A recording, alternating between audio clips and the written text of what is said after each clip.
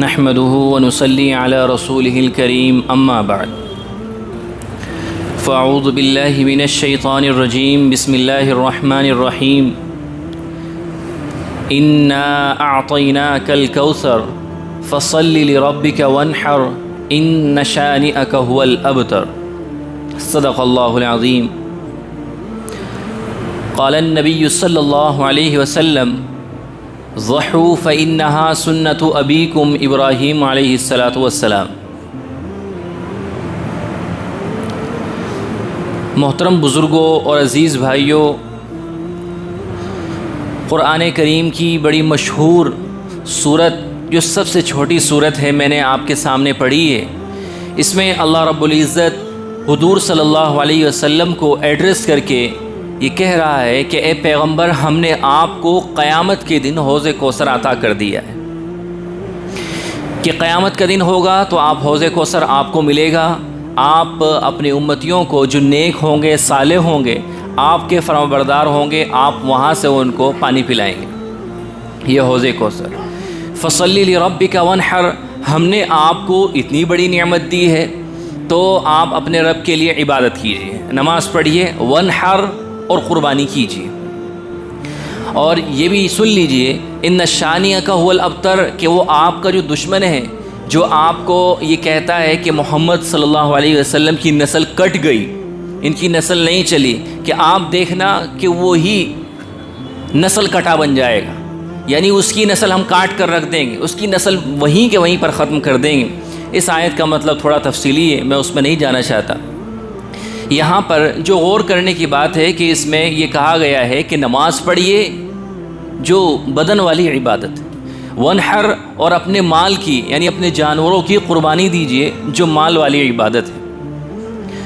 جب ہم قربانی کو اسٹڈی کرتے ہیں اور اس کے اتہاس میں جاتے ہیں تو پتہ چلتا ہے کہ حضرت آدم علیہ السلام کے زمانے سے لے کر اب تک قربانی کا سلسلہ چلا ہوا رہا ہے۔ فارمز، شکلیں تھوڑی تھوڑی ڈیفرینٹ ہوئی ہیں۔ پہلے قربانی کا انداز، طریقہ الگ تھا، اب تھوڑا سا اس میں تبدیلی ہو گئی ہے، چینجنگ آ گئی ہے، مگر قربانی پائی گئی ہے۔ آپ نے ایک نام سنا ہوگا، حابیل اور قابیل۔ یہ حضرت آدم علیہ السلام کے دو بیٹے ہیں۔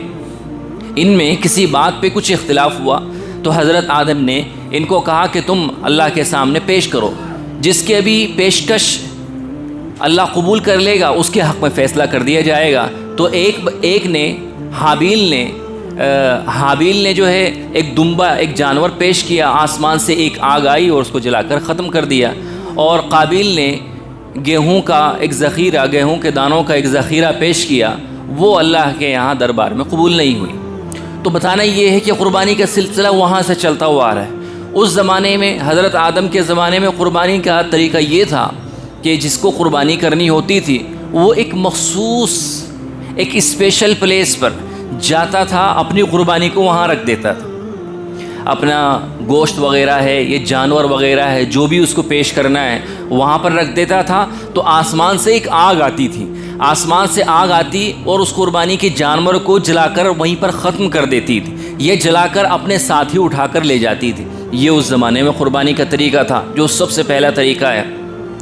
اب ہمارے یہاں قربانی کا طریقہ الگ ہے۔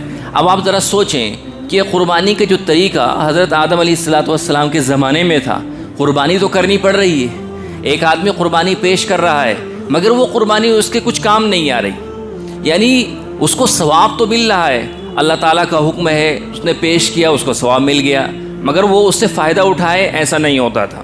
مگر اب دیکھیے، ہم اللہ کے سامنے وہ قربانی پیش کرتے ہیں، اپنے جانور کو یعنی اپنے مال کو اللہ کے سامنے ذبح کر رہے ہیں، تو ذبح کرتے ہی اللہ تعالیٰ ہم کو ثواب عطا کر دیتے ہیں۔ حدیث میں آیا ہے کہ قربانی کے جانور کا خون جب ذبح کیا جاتا ہے تو اس کا خون زمین پر بھی نہیں گرتا، کہ اللہ تعالیٰ کے یہاں وہ مقبول ہو جاتا ہے، اس کو قبول کر لیا جاتا ہے۔ اور ایک دوسری حدیث میں یہ آیا ہے کہ قربانی کے جانور کے ایک ایک بال کے بدلے میں، خون کے ایک ایک قطرے کے بدلے میں اللہ رب العزت نیکی عطا فرماتا ہے، اتنا ثواب ہے۔ اور پچھلے جمعے کو میں نے ایک حدیث بتائی تھی کہ ان دنوں کے اندر جو ذی الحجہ کے یہ قربانی کے دن ہیں، ان دنوں میں قربانی سے زیادہ محبوب اللہ تعالیٰ کے نزدیک قربانی سے زیادہ پسندیدہ عمل کچھ نہیں۔ ایک آدمی لاکھوں روپے قربان کر دے، لاکھوں روپے صدقہ کر دے، کروڑوں روپے خیرات کر دے، مگر وہ اپنی واجب قربانی ادا نہ کرے تو یہ اللہ تعالیٰ کے نزدیک مقبول نہیں۔ کیوں؟ اس لیے کہ اللہ تعالیٰ کے یہاں پسندیدہ یہ ہے کہ ان دنوں کے اندر واجب قربانی پہلے ادا کی جائے۔ آپ کو صدقہ خیرات کرنا ہے، بالکل کیجئے، دل کھول کر کیجئے، مگر قربانی کی جو واجب عبادت ہے اس کو ضرور کیجئے۔ آج کل آپ دیکھیں گے کہ بہت سارے لوگ آپ کو یہ کہتے ہوئے ملیں گے کہ قربانی کے جانور کو قربان کرنا، ذبح کرنا ضروری نہیں ہے، غریبوں کی ہیلپ کرنی ہے تو پیسے دے دی جائیں۔ اگر قربانی مثلا ایک آدمی حصہ لے رہا ہے 7,000 روپے میں، 8,000 روپے میں، یا بکرا لے رہا ہے 20,000 میں، 25-30,000 میں، تو 25-30,000 ہم کسی غریب کو دے دیں، اس کا بھلا ہو جائے گا، اس سے فائدہ ہو جائے۔ مگر آپ غور کیجئے، حضور صلی اللہ علیہ وسلم کی سیرت پر جب ہم جاتے ہیں تو آپ جب مکے سے مدینہ شفٹ ہوئے، مدینے میں آپ تقریباً 10 سال رہے۔ 10 سال کے 10 سالوں میں آپ نے جانور کی قربانی دی۔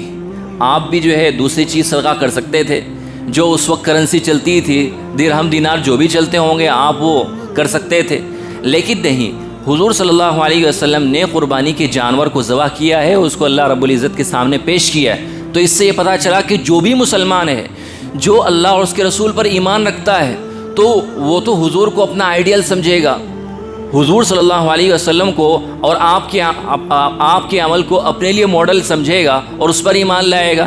تو اس لیے قربانی کے جانور کو ذبح کرنا ہی ضروری ہے۔ کوئی آدمی اس کی قیمت صدقہ کر دے تو اس سے قربانی کی جو عبادت ہے وہ ادا نہیں ہوگی، نہ اس کو قربانی کی عبادت کا ثواب ملے گا۔ قربانی ایکچوئل میں ہے کیا؟ جب ہم اس کو سوشل اسپیکٹ سے دیکھتے ہیں، سوشل یعنی سماجی تناظر میں جب ہم دیکھتے ہیں تو آپ دیکھیں گے کہ قربانی دنیا کے اندر الگ الگ شکلوں میں پائی جاتی ہے۔ قربانی کے بارے میں جب ہم پڑھتے ہیں، قربانی کی ایک ڈیفینیشن تو وہی ہے کہ کسی جانور کو ہم گاڈ کے لیے، خدا کے لیے قربان کریں ایک مخصوص طریقے سے اور ایک اسپیشل انٹینشن کے ساتھ، یعنی ایک خاص نیت کے ساتھ۔ قربانی کی ایک ڈیفینیشن یہ ہے۔ قربانی کی ڈیفینیشن ایک دوسری اور کی گئی ہے، وہ کیا ہے کہ to give up something that is valuable and important to get something that is more valuable and more important, کہ ہم کچھ اپنی اہم اور ویلیوبل چیز کو اس لیے ترک کر رہے ہیں، اس لیے چھوڑ رہے ہیں کہ اس کے بجائے ہم اس سے زیادہ ویلیوبل اور امپورٹنٹ چیز حاصل کریں۔ مثلا مان لیجئے، اسی پر ہم اس کو فٹ کر سکتے ہیں، ایک آدمی جانور خریدتا ہے، ایک آدمی نے بکرا خریدا 30,000 روپے کا، اچھا بکرا خریدا 30-35 ہزار کا۔ اب وہ جو 30-35 ہزار روپے ہیں اس کو کمانے کے لیے اس کو کافی ایفرٹ خرچ کرنی پڑی ہے، کافی کوشش اور محنت بھاگ دوڑ کرنی پڑی ہے۔ تو آدمی کو اپنے پیسے سے اور اپنی کمائی سے بڑا پیار ہوتا ہے، تو یہ اس کے لیے امپورٹنٹ ہے، یہ اس کے لیے اہم ہے، مگر وہ اس کو ختم کر رہا ہے، اس کو چھوڑ رہا ہے اور اس پیسے کے بدلے میں ایک جانور خرید رہا ہے، کیونکہ وہ یہ جانتا ہے کہ میں یہ جانور خرید کر اس کو اللہ کے نام پر ذبح کروں گا تو اللہ کی طرف سے جو مجھے اجر ملے گا، جو ثواب ملے گا، وہ اس 30-35 ہزار سے بہت زیادہ ہے۔ تو اس نے ایک ویلیوبل چیز کو چھوڑ کر، اس کو ختم کر کے اس سے زیادہ ویلیوبل چیز کو اپنا لیا۔ اس کو کہتے ہیں سیکریفائز۔ آپ ذرا غور کریں، آپ مثلا شادی شدہ ہے، آپ کے بیوی بچے ہیں، آپ دیکھتے ہیں آپ پورے دن محنت کر کے اپنے گھر آئے، آپ نے دیکھا کہ بچے کی طبیعت خراب ہے، آپ بہت تھکے ہوئے ہیں، پورے دن آپ نے کام کیا ہے، آپ گھر پہ آئے، آپ نے دیکھا کہ بچے کی طبیعت خراب ہے، تو آپ کو آرام کرنا تھا چونکہ آپ تھکے ہوئے ہیں، مگر آپ دیکھ رہے ہیں کہ بچے کی طبیعت خراب ہے، تو آپ نے بچے کی طبیعت کی وجہ سے اپنا جو امپورٹنٹ ویلیوبل چیز تھی آپ کے لیے آرام کرنا، سونا، کھانا پینا گھر کے اندر، آپ نے اس کو ترک کیا اور آپ بچے کو ڈاکٹر کے پاس ہاسپٹل لے کر گئے، اس کا علاج کروایا، اس کو آپ نے میڈیسن دلوائی۔ کیوں؟ اس لیے کہ آپ جانتے ہیں کہ میرے راحت و آرام سے زیادہ امپورٹنٹ میرے بچے کی طبیعت ہے، میری فیملی ممبر کی طبیعت ہے اور اس کا علاج معالجہ ہے۔ دنیا کے اندر ایسا بہت کچھ ہوتا ہے، آپ غور کریں گے تو بہت ساری چیزوں میں آپ کو قربانی نظر آئے گی۔ مثلا آپ دیکھیے، یہاں ہم ایک بلڈنگ کے اندر بیٹھے ہیں، یہ مدرسہ ہے، ایک مسجد ہے، تو آپ کو کیا لگتا ہے کہ مدرسہ اور مسجد ایسے ہی تیار ہو کر سامنے آ گئی؟ نہیں، اس کے پیچھے بہت ساری قربانیاں ہیں، اس کے پیچھے دینے والوں نے اس میں بڑی ہیلپ کی ہے، اس میں تعاون کیا ہے، لینے والوں نے اس کو بنایا ہے، اس کو تعمیر کروایا ہے اور اس میں رات دن محنتیں کی ہیں، تب جا کر یہ بلڈنگ یہاں پر وجود میں آئی اور ہم لوگ اب اس میں نماز پڑھ رہے ہیں، اللہ تعالیٰ کی عبادت کر رہے ہیں۔ تو اس وقت جب دینے والے اس میں تعاون کر رہے تھے اور لینے والے اس کو لے کر اب بھاگ دوڑ کر رہے تھے، کبھی سیمنٹ، کبھی سریا، کبھی یہ کبھی وہ، اپنی راحت و آرام کو جو ایک امپورٹنٹ چیز تھی، ویلیوبل چیز تھی، اس کو خرچ کر کے ختم کر کے محنت کر رہے تھے۔ کس لیے؟ کہ اس سے زیادہ مور ویلیوبل ہے، جو اس سے زیادہ امپورٹنٹ چیز ہے کہ ایک یہاں پر اللہ کا گھر تعمیر ہو جائے گا، لوگ اس میں آئیں گے، عبادت کریں گے، ثواب ملے گا، سب لوگوں کا فائدہ ہوگا، یہ زیادہ امپورٹنٹ تھی اس راحت و آرام سے۔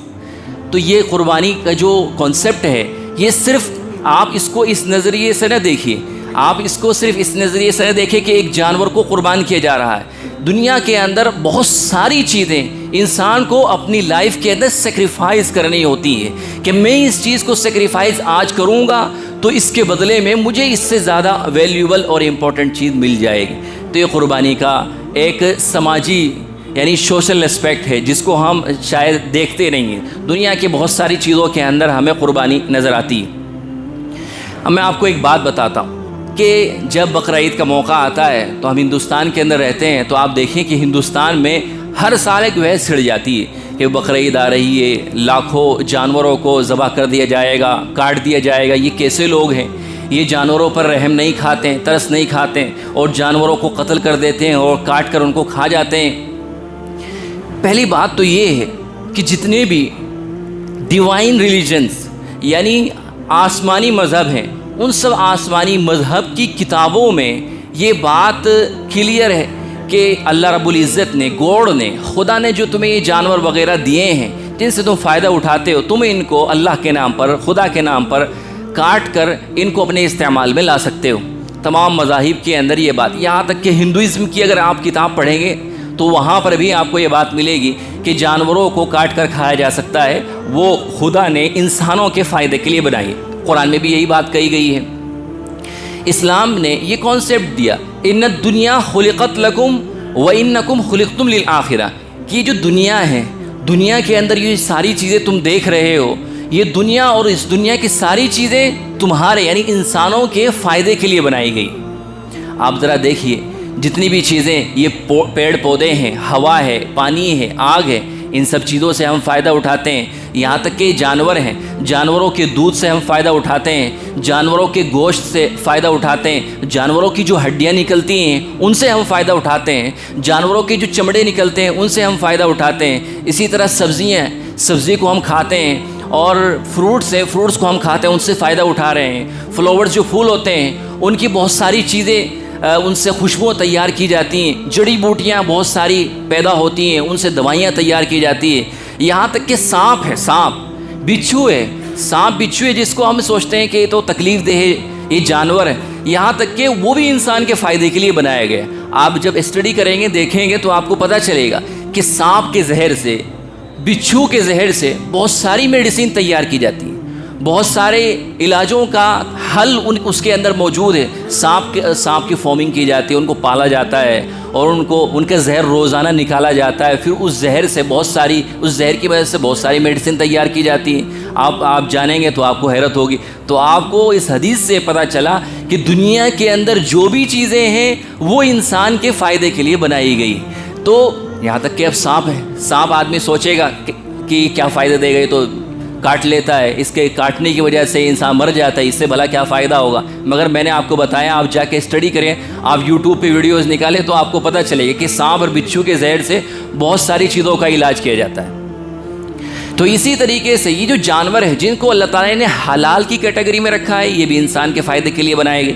اور رہی بات کہ تم کو رحم نہیں آتا ہے، ترس نہیں آتا ہے، کہ دنیا کا یہ نظام بنایا ہے اللہ تعالیٰ نے۔ آپ جانوروں میں غور کریں گے کہ ہر درندہ جس کے دانت ہوتے ہیں، نوکیلے دانت، پھاڑ کھانے والا درندہ، وہ دوسرے جانوروں کو کھا کر، پھاڑ کر کے چٹ کر جاتا ہے، کھا جاتا ہے۔ مثلا آپ نے بہت ساری ویڈیوز اس طرح آپ کے سامنے کبھی آئی ہوں گی موبائل چلاتے ہوئے کہ ایک چھوٹی سی پیاری سی ہرن کا بچہ ہے، شیر آیا اور شیر نے اس کو پکڑا اور پکڑ کے اس کو لے کر فرار ہو گیا، اب کھا رہا ہے، اس کو چیر پھاڑ رہا ہے۔ تو اس کو دیکھ کر کیا ہم کو ایسا لگتا ہے کہ شیر ظالم ہے یہ ہرن کے ساتھ ناانصافی کر رہا ہے. ہم کو ایسا نہیں لگتا. ایک عقل مند انسان اس کو ایسا نہیں سوچے گا. وہ یہ سوچے گا کہ یہ دنیا کا نظام ہے کہ یہ نیچر کے اکارڈنگ ہے.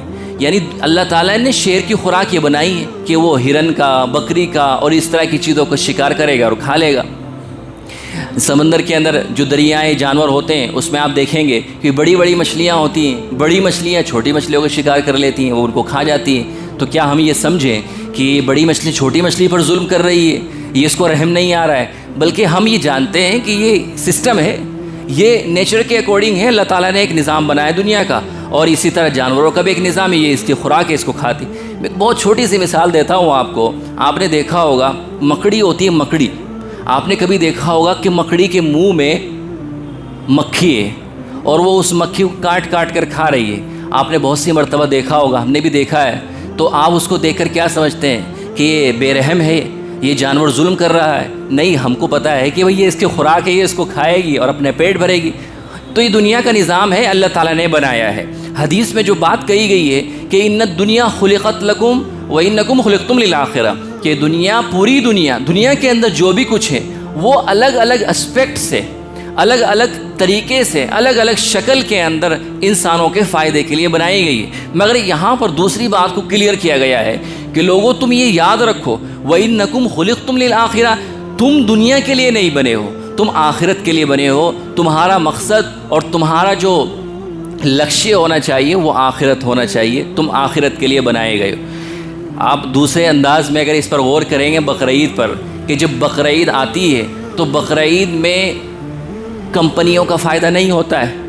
عید پہ آپ جاتے ہیں، بہت اچھے اچھے کپڑے خرید رہے ہیں، شاپنگ کر رہے ہیں، آپ جو ہے عطر خرید رہے ہیں، پرفیوم خرید رہے ہیں، جوتے خرید رہے ہیں، تو ان سے بڑی کمپنیوں کا فائدہ ہوتا ہے. وہ سب پیسہ وہاں پر جا رہا ہے. مگر بقرعید پہ اگر آپ غور کریں گے تو بقرعید کی وجہ سے جو مڈل کلاس اور مڈل کلاس سے نیچے لوور کلاس ہے اس کا بڑا فائدہ ہوتا ہے. بھئی بڑی بڑی کمپنیاں اور مالدار لوگ یہ جانور تھوڑے ہی پالتے ہیں. آپ جو دیکھیں گے گاؤں دیہات کے اندر جانوروں کو پالا جاتا ہے، لوگ جانوروں کو پالتے ہیں. گاؤں دیہات کے لوگ ایسے موقع پر، بقرعید کے موقع پر اپنے جانوروں کو لاتے ہیں، شہر کے لوگوں کو دے دیتے ہیں ڈائریکٹلی. یہی ہے کہ خود آ کر فروخت کرتے ہیں، تو اس سے ان غریب لوگوں کا فائدہ ہوتا ہے، ان کا کام کاروبار چل جاتا ہے. بہت سارے لوگ، جب آپ یہاں جانوروں کو دیکھ رہے ہیں، بہت سارے لوگ یہ کر رہے ہیں کہ پتے توڑ کر لا رہے ہیں، گھاس لے کر آ رہے ہیں جانوروں کی، ان کی بھی ایک مزدوری نکل رہی ہے. ایک علاقے سے دوسرے علاقے میں جانوروں کو لایا جا رہا ہے، ٹرانسپورٹ کا کام ہے. جو لوگ ٹرانسپورٹ کا کام کرتے ہیں ان کی بھی کمائی ہو رہی ہے. اب کل بقرعید ہے، بقرعید پہ آپ جو قصائی قریشی لوگ ہوتے ہیں آپ ان کو دیکھیں گے، وہ پہلے سے ہی بکنگ کر کے رکھے ہوئے ہیں کہ تمہارا جانور میں کروں گا، اس ٹائم آؤں گا. تو وہ بھی اس کے ذریعے، یعنی اس تہوار کے ذریعے اپنی ارننگ کر رہے ہیں، ان کو بھی فائدہ ہو رہا ہے. یعنی کہیں نہ کہیں آپ دیکھیں گے تو بقرعید آپ کو ایسے نظر آئے گی کہ اس سے مڈل کلاس اور لوور کلاس، جو نیچے طبقات ہیں، جو غریب لوگ ہیں، ان کا فائدہ ہو رکھتا ہے اور ڈائریکٹلی فائدہ ہو رہا ہے. بہت سارے لوگ غریب آپ کو ایسے ملیں گے، آپ ذرا غور کریں گے تو پتہ چلے گا کہ غریب آدمی ہے، اس نے 5-6 بکرے اس لیے پالے کہ بقرعید کا موقع آئے گا تو 5-6 بکرے بیچ دوں گا، ان سے جو مجھے فائدہ ہوگا تو میری بیٹی ابھی بغیر شادی کے بیٹھی ہوئی، تو اس کی شادی کا، اس کا جہیز کا کچھ بندوبست ہو جائے گا. اس طرح کی مثالیں آپ کو بہت ملے گی. تو اس سے پتہ یہ چلتا ہے کہ جو لوگ بقرعید پہ ہم کو گیان دے رہے ہیں اور یہ کہہ رہے ہیں کہ رحم کے خلاف ہے اور یہ لوگ بے رحم ہیں، ترس نہیں کھاتے ہیں، وہ اس کے فائدوں پر ذرا غور کریں. اور وہ اس پر بھی غور کریں کہ بہت سارے لوگ بہت سارے جانور جن کو قربان نہیں کیا جا رہا ہے اور وہ سڑکوں پر اسی طرح پھر رہے ہیں، ان کی درگتی ہم نے بنا رکھی ہے. نہ ان کے رہنے کا کوئی نظم ہے، نہ ان کے کھانے کا کوئی نظم ہے، اور وہ بیمار ہو کر اسی طرح ادھر سے ادھر پھر رہے ہیں. اور ان کی وجہ سے کتنے نامعلوم ایکسیڈنٹ روزانہ ہو رہے ہیں، اور کتنے ہی لوگ ان کی وجہ سے، ایکسیڈنٹ کی وجہ سے مارے گئے ہیں، موت کے گھاٹ اتر گئے ہیں. لیکن ان سب باتوں پہ غور نہیں کرتا، صرف ایک سیاست مقصد ہوتی. بہرحال یہ تو چلتی رہتی ہے. اس سے امپورٹنٹ میں آپ کو ایک بات اور بتانا چاہتا ہوں کہ اسلام میں صفائی کی بڑی اہمیت ہے. بقرعید کا موقع، وقت ہو رہا ہے، میں وقت لے رہا ہوں آپ کا، لیکن یہ بات بتانا بہت ضروری ہے. آپ پہلے سے اس کی تیاری رکھیں کہ اسلام کے اندر جہاں یہ کہا گیا ہے کہ آپ اپنے جانوروں کو قربان کریں، وہیں اسلام کی دوسری تعلیم یہ بھی تو ہے، الطہور شطر الایمان، کہ پاکی اور صفائی ستھرائی یہ ایمان کا آدھا حصہ ہے.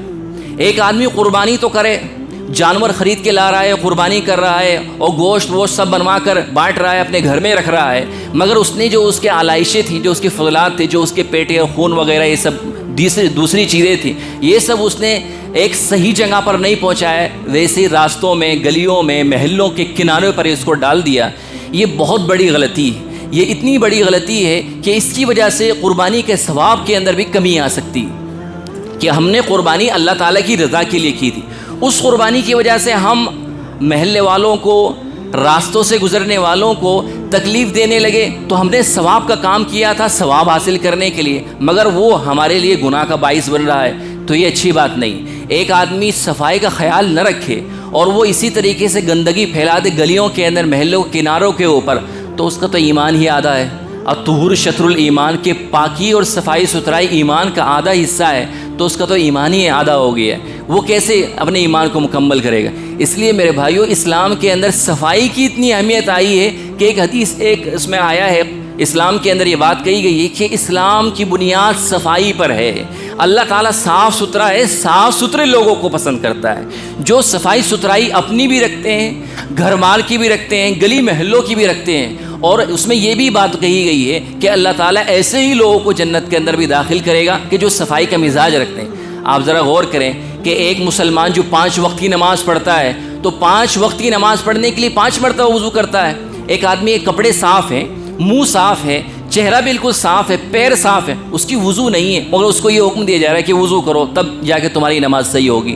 ایک آدمی نے غسل کی ضرورت پیش آ گئی، مگر بدن کے اوپر کوئی ناپاکی نہیں لگی ہوئی، مگر شریعت یہ کہہ رہی ہے کہ تم ناپاک ہو، تم کو غسل کرنا پڑے گا، غسل کر کے تم نماز پڑھ سکتے ہو، اس کے بغیر تم نماز نہیں پڑھ سکتے ہو۔ تو اس سے ہمیں کیا سیکھ مل رہی ہے؟ اس سے ہمیں یہ سیکھ مل رہی ہے کہ صفائی کی بہت اہمیت ہے، اتنی اہمیت کسی دوسرے مذہب کے اندر نہیں ہے۔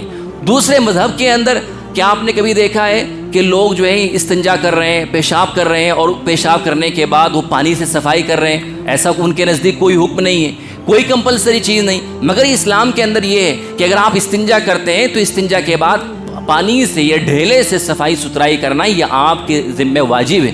ان تمام چیزوں کے باوجود، اتنی ساری تعلیمات کے باوجود اگر ہم یہ بھول جائیں کہ صفائی کی کیا ویلیو اہمیت ہے، تو یہ ہمارے لیے بہت ہی افسوس کی بات ہے، بہت ہی افسوس کی بات۔ راستوں کے اوپر ہم اس طرح چھوڑ دیں تو یہ بہت غلط بات۔ حدیث میں یہ آیا ہے اماطۃ الاذی عن الطریق، کہ راستے سے تکلیف دہ چیز کا ہٹانا یہ ایمان کا حصہ ہے۔